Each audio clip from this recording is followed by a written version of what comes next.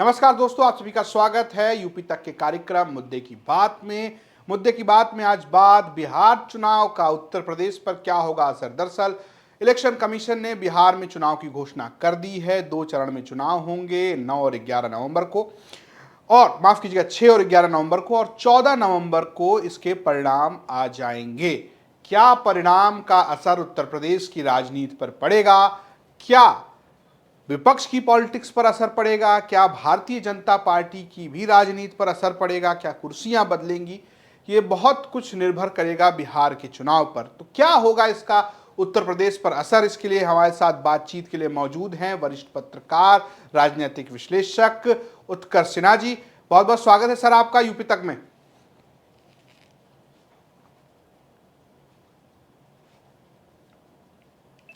बहुत बहुत स्वागत है उत्कर्ष जी आपका यूपी तक में। नमस्कार। पहला सवाल मेरा आपसे ये है कि जो हम बात कर रहे हैं कि बिहार चुनाव का एक असर पड़ सकता है उत्तर प्रदेश के चुनाव में, तो आपको क्या लगता है कि सीधी सीधी अगर मैं पूछूं कि बिहार चुनाव का परिणाम दोनों पक्षों में हो, यानी कि अगर बीजेपी जीतती है तो क्या प्रभाव पड़ेगा, और अगर विपक्ष जीतता है तो क्या प्रभाव पड़ेगा? देखिए रजत जी, बिहार का चुनाव जिस समय काल में हो रहा है और जिस माहौल में हो रहा है, वो उसने अचानक से इस चुनाव को महज एक राज्य का चुनाव नहीं सीमित कर दिया है। इसका राष्ट्रीय राजनीति पे असर पड़ना तय है। और राष्ट्रीय राजनीति कह लीजिए, उत्तर प्रदेश का आने वाला चुनाव कह लीजिए, या बंगाल जैसे दूसरे राज्य हैं उनके चुनाव कह लीजिए, मतलब कुल मिला के जो पूरा पॉलिटिकल डायनामिक्स है इस वक्त हमारे देश का, उसके लिए ये बहुत महत्वपूर्ण हो गया है।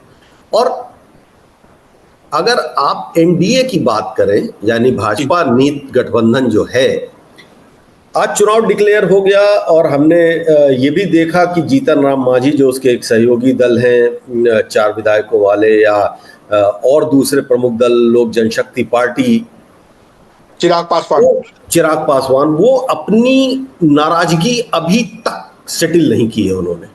और बल्कि जीतन राम मांझी तो अभी और एग्रेसिव हो गए हैं कि 25 सीट चाहिए, चिराग को भी 40 सीट चाहिए। तो एनडीए के लिए 2 चुनौती है जी। एनडीए के लिए पहली चुनौती यह है कि इस जो माहौल बना है इस वक्त देश में, खासतौर से लोकसभा चुनाव के बाद का, उस माहौल में अपने गठबंधन के साथियों सहयोगियों को एकजुट रख पाए। दूसरा, बिहार वो राज्य है हिंदी पट्टी का जिसमें भारतीय जनता पार्टी अभी तक अपनी लीड करने वाली सरकार नहीं बना पाई है। नरेंद्र मोदी के इतने बड़े कद हो जाने के बाद, पार्टी के इतना बड़ा पार्टी में बदल जाने के बाद भी बिहार एक ऐसी टीस है कि गंगा पट्टी में जब हर जगह निर्द्वंद है भारतीय जनता पार्टी, उस जगह पे बिहार में अभी भी वो छोटा भाई है। तो वो दर्द भी भाजपा को है और वो आगे बढ़ना चाहती है। कोई भी राजनीतिक दल चाहेगा कि मुख्यमंत्री तो उसका हो, सरकार उसकी हो, लेकिन बिहार में फंसा है। तीसरी बात, अगर बिहार में इस बार सफल नहीं होता है एनडीए जी, तो वहां से जो इको निकलेगा, जो पॉलिटिकल इको निकलेगा, वो भारतीय जनता पार्टी के लिए बहुत अच्छा नहीं होगा, क्योंकि वहां से वो चर्चाएं और तेज होंगी कि क्या मोदी ढलान पर है। जो 2024 के लोकसभा चुनाव में के बाद जो चर्चाएं शुरू हो गई कि क्या नरेंद्र मोदी का करिश्मा खत्म हो गया, कहां तो 400 पार की बात थी, कहां 240 पे अटक गया, तो वो चर्चा जितनी तेज होगी अपोजिशन उतना स्ट्रांग होगा। तो बीजेपी के लिए, अच्छा, बीजेपी की क्राइसिस भी हो गई है इस बीच में। कुछ ऐसा इत्तेफाक हुआ है कि भारतीय जनता पार्टी ने जिन 2, 3, 4 नेताओं को बिहार में अपना फेस बनाया जी, सम्राट चौधरी हो, विजय सिन्हा हो, इस तरह के लोग, या गिरिराज सिंह हो, ये सारे अपने प्रति माहौल नहीं बना पाए, बल्कि इनके खिलाफ माहौल बन गया। ये टारगेट हुए, टारगेट होने पे एक्सपोजर्स बहुत हो रहे हैं, और खासतौर से प्रशांत किशोर जिस तरह से एक्सपोज कर रहे हैं। तो वो भी बीजेपी के लिए एक जो जो होता है ना कि लोकल क्रेडिबल फेस जो बीजेपी हमेशा देती है। हालांकि वो अलग बात है कि चुनाव के बाद हमने देखा कि मध्य प्रदेश में भी एक नया मुख्यमंत्री आ गया, मोहन सिंह हरियाणा में भी एक यादव। नया मुख्यमंत्री आ गया, लेकिन फिर भी फेसेस क्रेडिबल रहे। ये यहाँ पे बिहार में ये क्राइसिस भी है। तो एनडीए या बीजेपी के लिए कहिए तो सबसे बड़ी चुनौती है, एनडीए के लिए एक दूसरी चुनौती है, क्या नीतीश का जादू बरकरार है या नीतीश इस चुनाव के बाद पॉलिटिकली इरिलेवेंट हो जाने वाले हैं। ये भी एक देखने वाली बात है। जितने रिस्क में एनडीए या बीजेपी है, उतने ही रिस्क में इंडिया अलायंस या कांग्रेस भी है। कांग्रेस के लिए रिस्क क्या है? राहुल गांधी ने जो नरेटिव बहुत स्ट्रांगली खड़ा किया, वोट चोर गद्दी छोड़, वोट चोरी की बात, एसआईआर को लेके जिस तरह से आए, वो जिस तरह से दूसरे मसले पर एग्रेशन है, अगर बिहार का चुनाव हार जाती है इंडिया अलायंस, ये पूरा का पूरा नैरेटिव ध्वस्त हो जाएगा और अपोजिशन के लिए फिर एक नई चुनौती खड़ी हो जाएगी कि वो 27 के लिए यूपी में क्या करे। एक बात। दूसरी बात, राहुल गांधी ने भारत जोड़ो यात्रा में जो अपना मोमेंटम क्रिएट किया था और उसका सफलता भी उनको मिली, अलायंसेस जिस तरह से उन्होंने बनाया उसको भी सफलता मिली। भाई 45 सीट की पार्टी 100 तक करीब पहुंच गई, तो वो सफलता तो थी। लेकिन राहुल गांधी अभी भी एज ए लीडर सरकार कहीं नहीं बनवा पाए। और अगर राहुल गांधी असफल होते हैं, मतलब असफल in sense of number of seats and majority, तो बीजेपी का जो पूरा इकोसिस्टम है वो इस बात को फिर उतनी ही तेजी से लाएगा कि राहुल गांधी जीत नहीं दिला सकते हैं। क्योंकि पिछले कुछ दिनों से हमने देखा है कि वो राहुल गांधी के हमलों से थोड़ा दबा हुआ है, थोड़ा पीछे खिसका हुआ है। भारतीय जनता पार्टी का वो पूरा तंत्र वो पलटवार करेगा। तेजस्वी के लिए समस्या और बड़ी है।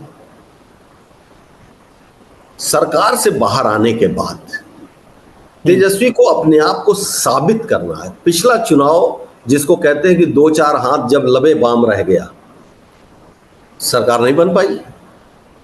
अब की भी अगर सरकार नहीं बनेगी तो आरजेडी का बिहार की पूर्ण सत्ता से बाहर रहने का इतना लंबा वो दौर आएगा।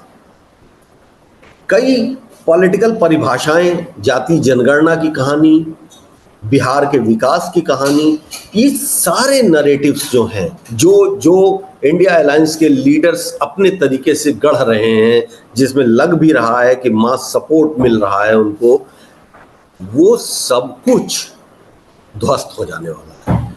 तो और उसका असर निश्चित तौर पर इंडिया अलायंस के भविष्य के उस पर, खासतौर से उत्तर प्रदेश के जिक्र हम लोग कर रहे हैं।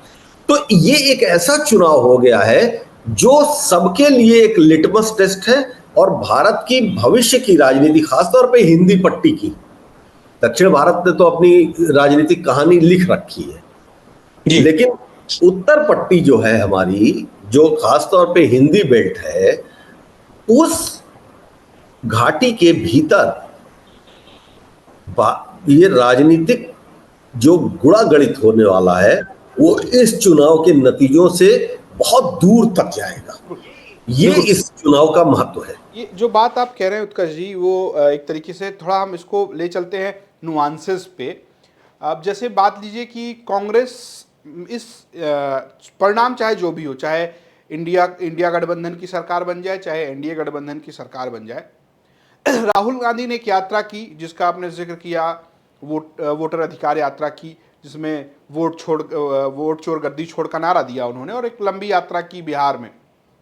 अगर कांग्रेस पार्टी की सीटें बढ़ती हैं या वोट परसेंट बढ़ता है तो आपको लगता है कि उत्तर प्रदेश में अखिलेश यादव को मैनेज करने में दिक्कत होगी कांग्रेस को? क्योंकि पहले भी कांग्रेस की तरफ से इमरान मसूद हों या अजय राय हों, मैं ऊपरी नेतृत्व की बात नहीं कर रहा हूं, यानी कि प्रियंका गांधी या राहुल गांधी की, लेकिन जो यहाँ की लीडरशिप है वो इमरान मसूद हो कि हम तो 6 सीट पर लड़ेंगे, अजय राय हो, तो क्या अखिलेश यादव के लिए अगर कांग्रेस जीतती है इंडिया गठबंधन के जीतने के शर्त पर भी क्या अखिलेश यादव के लिए उत्तर प्रदेश में मुश्किलें बढ़ेगी? देखिए, एक बात समझिए, कांग्रेस जो है ना वो थोड़ा लॉन्ग टर्म पॉलिटिक्स कर रही है।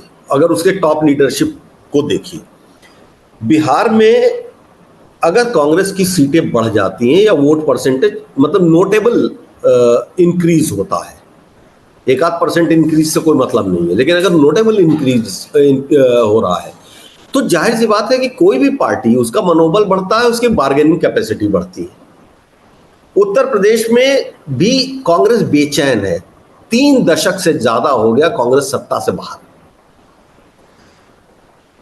जिद भी हमने देखी, एक बार 100 सीट मांग ली थी और स्ट्राइक रेट बहुत नीचे रहा। तो इस बार कांग्रेस, आप देखिए बिहार में कांग्रेस ने जो किया, उत्तर प्रदेश भी उस तरीके से जरा देखने की जरूरत है।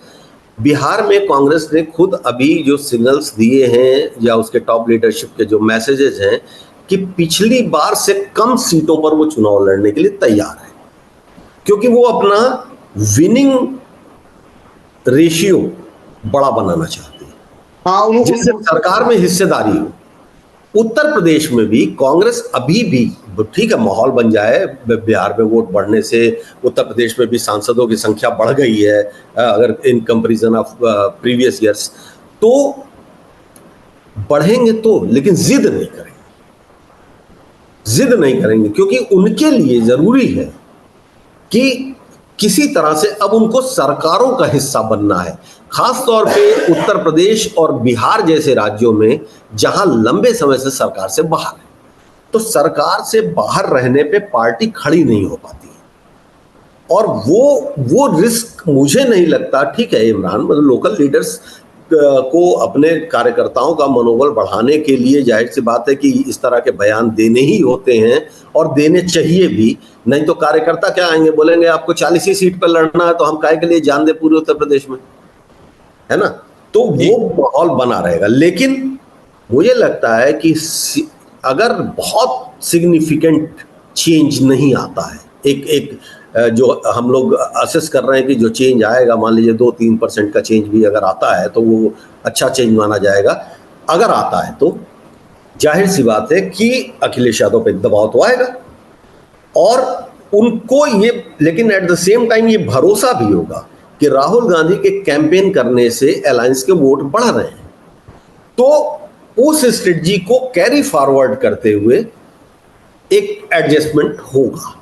और वो एडजस्टमेंट अभी भी मुझे लग रहा है, आज की तारीख में नतीजे आ जाए 14 नवंबर को तो हम लोग फिर चर्चा करेंगे ही, बिल्कुल, लेकिन आज की तारीख में भी हमें लगता है कि उत्तर प्रदेश में 100 सीटों के आसपास की तैयारी कांग्रेस की रहेगी, और उतनी सीटें उसको इस स्थिति में भी, इस मोमेंटम के बने रहने की दशा में भी मिलने में कोई बहुत दिक्कत नहीं होनी चाहिए। तो जरूर है कि जो सफल होता है उसका दबाव बढ़ता है, और राजनीति तो देखिए बार्गेनिंग, अलायंस हमेशा बार्गेनिंग का खेल है, और खासतौर पर जब बड़ी पार्टियों के बीच में हो रहा हो। छोटी पार्टियों के साथ बहुत बात ऐसे दबाव की स्थिति नहीं है।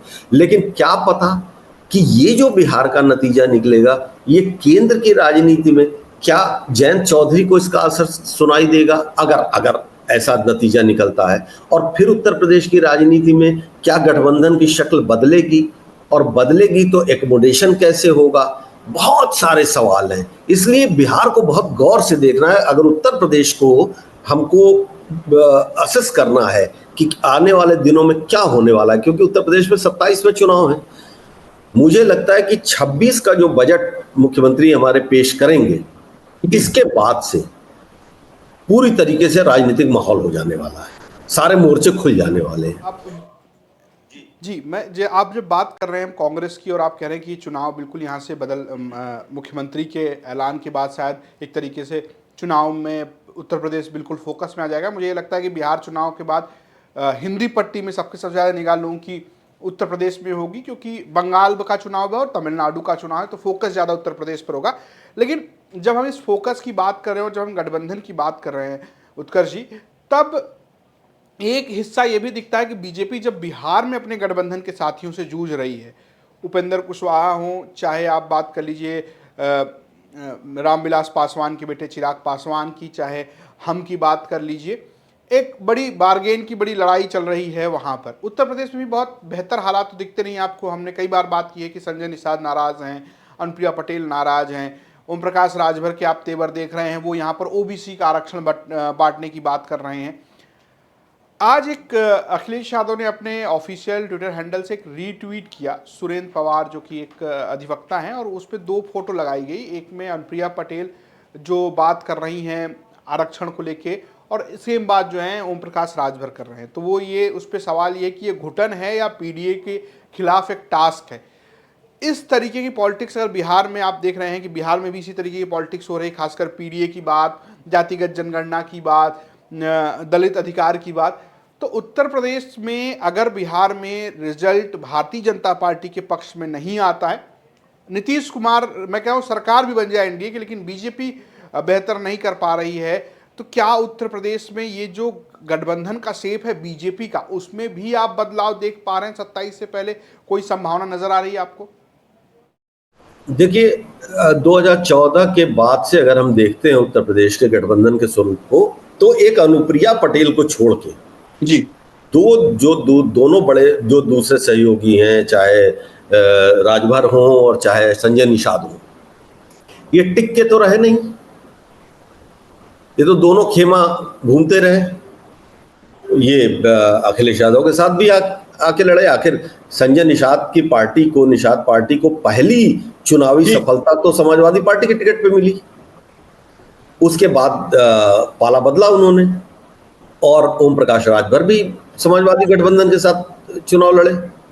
तो है क्या कि ये पार्टियां ऐसी पार्टियां हैं जिनको आप कहिए कि ये माहौल का मिजाज भांप के अपने पोजीशन को लेती हैं, क्योंकि इनको अपनी सीटें बढ़ानी है, अपना अस्तित्व बनाना है। ये गेम चेंजर लीडर नहीं है, लेकिन गेम चेंज करने में इनकी भूमिका हो जाती है।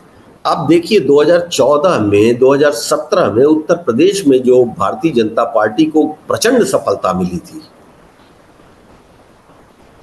19 में वो क्यों मिली थी?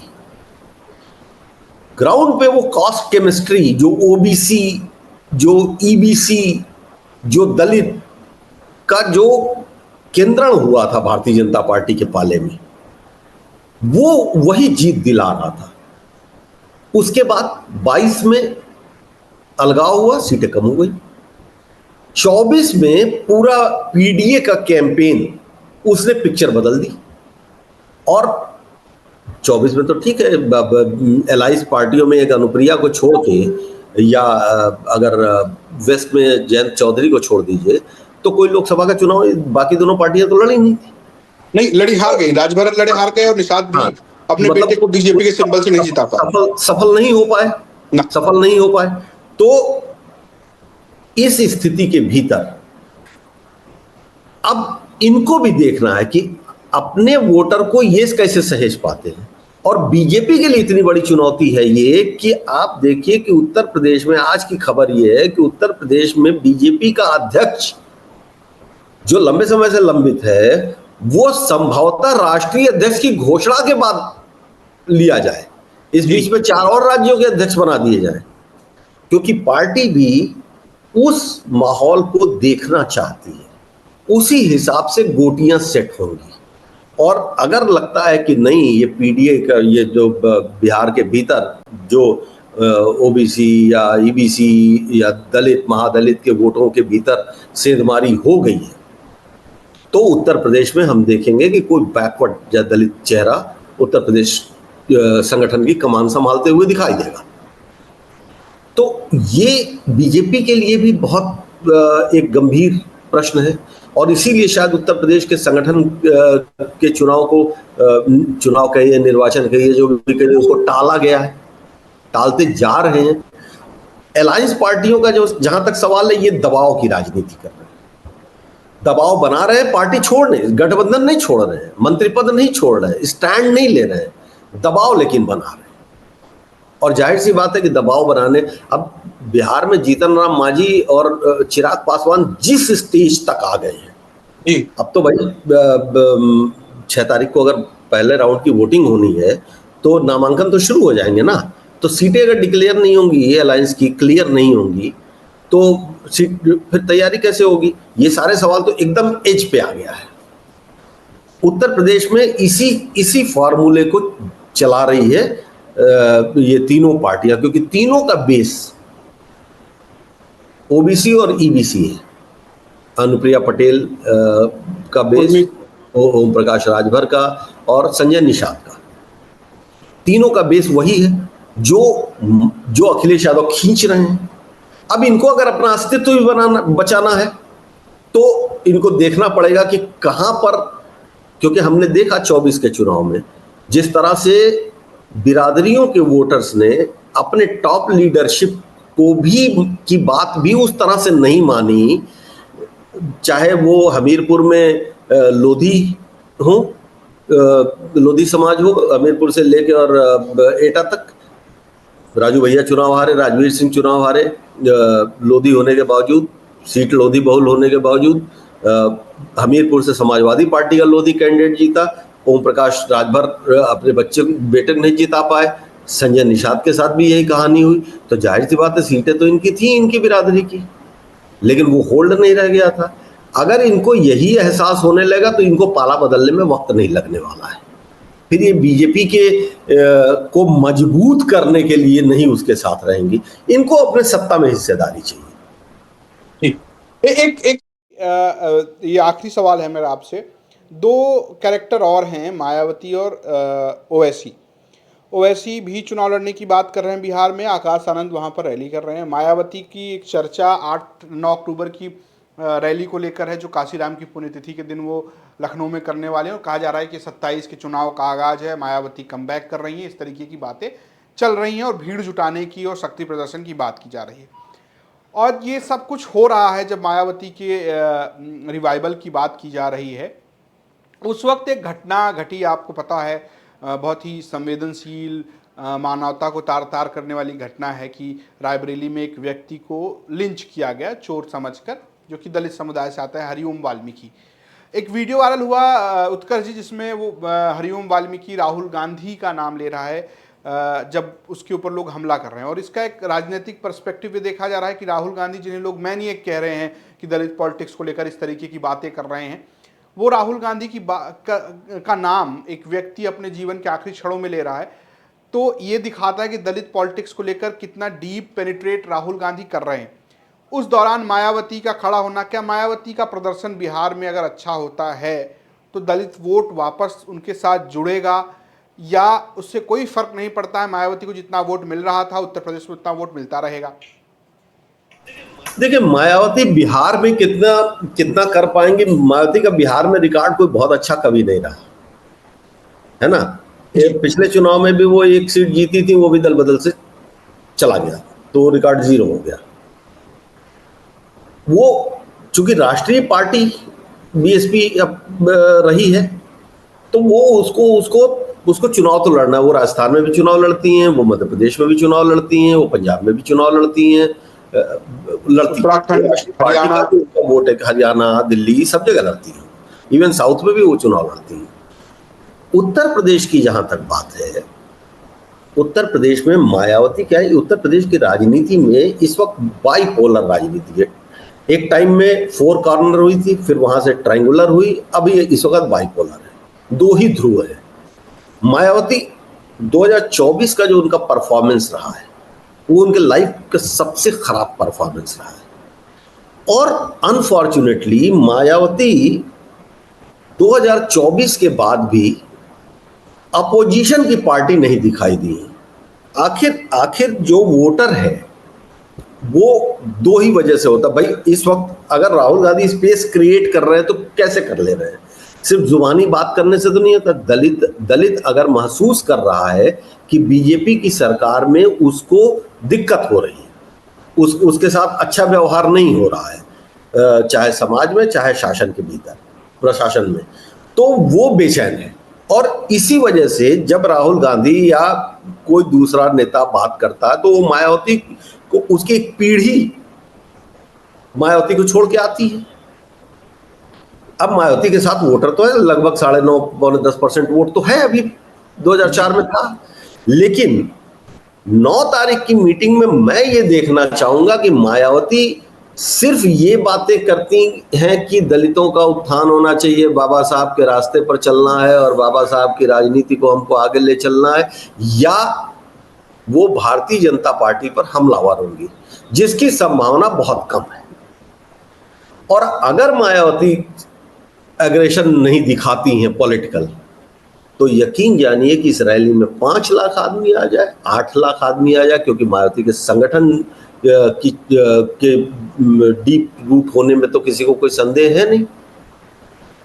लेकिन पॉलिटिकल इंपैक्ट वो चर्चा में तो जरूर रहेंगे, आ जाएंगे। ये कोशिश 9 तारीख की रैली यही है कि अपना तीसरा कोना जो हुआ करती है बसपा, उस तीसरे कोने को स्ट्रांग दिखाया जाए। लेकिन वो स्ट्रांग हो पाएगा तो तब जब एक्शन में कन्वर्ट होगा। एक रैली से मरमरिंग हो सकती है, वाइब्रेशन हो सकता है, लेकिन वो बढ़ेगा तब जब आपका एक्शन दिखाई दे। और जब अगर मायावती फिर वो रैली करके फिर चली गई दिल्ली और फिर या लखनऊ में बैठ के वो बंद कमरों में रणनीति बना, देखिए वो जमाना बीत गया और दलित राजनीति के भीतर भी वो जमाना बीत गया। मैं इसलिए कह रहा हूं कि कांशीराम जी ने जो एक आधार बनाया था, क्रिएट किया था, उसके बाद मायावती के टाइम में कुछ दिन तक बना रहा, उसके बाद जो छीजना शुरू हुआ और बीच में चंद्रशेखर रावण, तो जो पीढ़ीगत बदलाव है ना, दलित राजनीति मायावती के दौर तक एग्रेसिव नहीं थी, साइलेंट पॉलिटिक्स थी। आज की तारीख में दलित युवा वोकल है, वो साइलेंट नहीं है। वो सड़क पर मोटरसाइकिल जुलूस भी निकाल रहा है, वो तन के खड़ा भी हो रहा है। और ये जो शिफ्ट है, आकाश आनंद जब आए थे और उन्होंने 2-3 भाषण दिए थे तो लगा था कि शायद वो स्पार्क, वो उस जनरेशन को कनेक्ट कर रहे हैं। मायावती ने उनको पीछे खींच लिया। अब ये उम्मीद भी नहीं कि आकाश आनंद उस शैली से में वापस आएंगे जो मायावती को पसंद नहीं है। और मायावती की शैली अब रेलिवेंट नहीं रह गई है, क्योंकि नई जनरेशन ने वो स्वाद चख लिया है। तो मायावती को कई गुना ज्यादा चुनौतियां उनके सामने खड़ी हैं। अगर वो 9 तारीख को सिर्फ रैली करती हैं और अपनी जैसी हर बार बातें करती हैं वैसी ही बातें कर रहे हैं और बराबर रूप से वो कांग्रेस पर्चा पढ़ते हुए कांग्रेस की आलोचना करें और उसी के साथ थोड़ा सा भाजपा की भी आलोचना कर दें और अखिलेश यादव, उसका कोई इम्पैक्ट नहीं होने वाला। समाज में वोटर इस वक्त सिर्फ 2 खेमे में है, प्रो बीजेपी, एंटी बीजेपी। आप कहाँ हैं तीसरी जगह, आप तय करिए, तब कोई आपके साथ प्लस होगा, वरना वोट कटवा जो कहा जाता है। ये जब आप वोट कटवा शब्द का इस्तेमाल किया, ओवैसी को लेकर यूपी में हमेशा बात की जाती है। पिछली बार बिहार में उन्होंने मेरी जानकारी के मुताबिक 6 सीटें जीती थी और इस बार भी वो महागठबंधन को चैलेंज कर रहे हैं। आजम खान का एक इंटरव्यू भी वायरल है, दी लल्लन टॉप को। उन्होंने एक इंटरव्यू में कहा कि इंडिया गठबंधन के मंच पे कौन मुस्लिम नेता था, यानी मुस्लिम प्रतिनिधित्व की बात कर रहे हैं। उन्होंने एक और टीवी चैनल के इंटरव्यू में कहा कि हम तावेदार नहीं हिस्सेदार बनना चाहते हैं। क्या बिहार चुनाव हो या ना हो उसका विवाद भी आपको लग रहा है कि मुस्लिम वोटों में कोई बिखराव उत्तर प्रदेश में होगा, या जैसे अखिलेश यादव सर्वे सर्वा बने हुए हैं वो वैसे ही बने रहेंगे, या आपको लग रहा है कि कुछ परिवर्तन दिख रहा है, आपको मुस्लिम वोटों में कोई बेचैनी दिख रही है उत्तर प्रदेश में, या ये सिर्फ एक प्रयास है कि हिस्सेदारी ली जाए? देखिए, आजम खान साहब के बारे में आपके चैनल पे 2 दफा हम बात कर चुके, और उस बात का लुब्बे लुआब मेरी समझ यही कहती है कि आजम खान इसलिए लगातार कह रहे हैं ये सारी बातें कि वो पॉलिटिकल एरिना में अपनी एंट्री को इस्टेब्लिश कर रहे हैं और अपना रेलिवेंस इस्टेब्लिश करने की कोशिश कर रहे हैं। रहा सवाल उनके गैर मौजूदगी में भी मुस्लिम वोटर्स ने तो इंडिया अलायंस को 99% वोट दिया। आजम साहब जेल में थे, बिल्कुल ऐसी थी। अब आजम साहब बाहर आ गए हैं, तो 99 मान लीजिए 100 हो जाए, ये तो हो सकता है।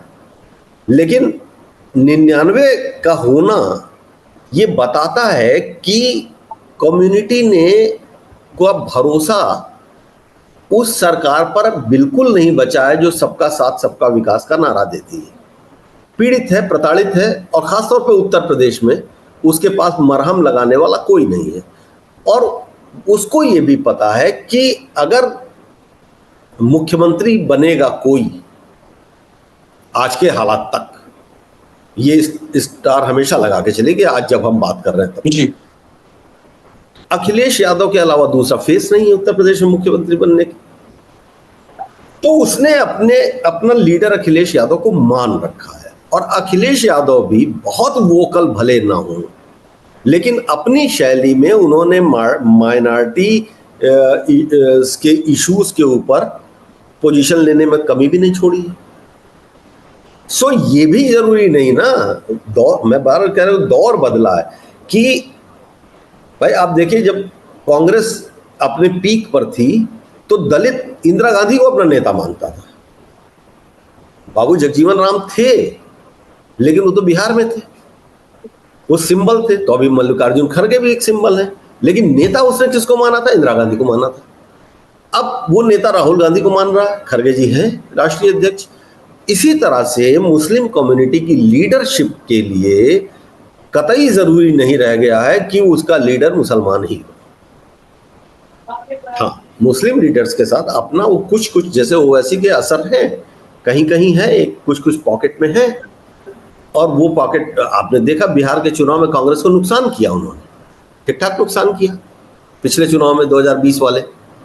जी, तो उत्तर प्रदेश में लेकिन वो एक आध सीट पे कहीं जरूर कुछ कर जाते हैं, लेकिन ओवरऑल इंपैक्ट नहीं होता।